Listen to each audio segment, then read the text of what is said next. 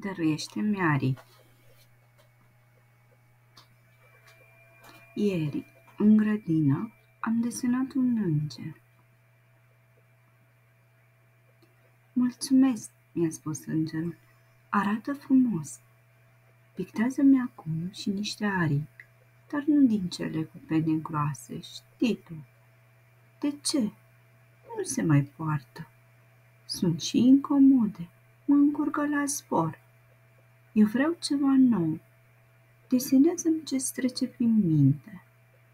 Dăruiește aripi. I-am pictat aripi din valurile mării. Aripi din fire de iarbă.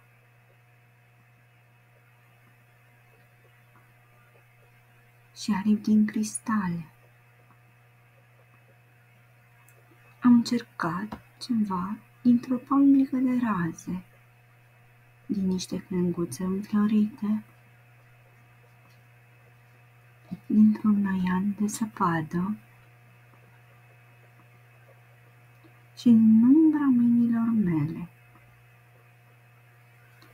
I-am pictat aripi din litere și aripi din hârtie albă. M-am uitat lung la el și am făcut aripi cu pistruni. Mulțumesc, mi-a spus îngerul după o vreme. Acestea îmi plac cel mai mult. E rândul tău acum. Am închis ochii.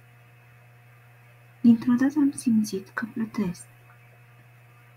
Doar o plimbare scurtă, mi-a șoptit îngerul, ca să nu se îngrijoreze nimeni. Apoi am zburat de 3 ori în jurul nucului bătrân.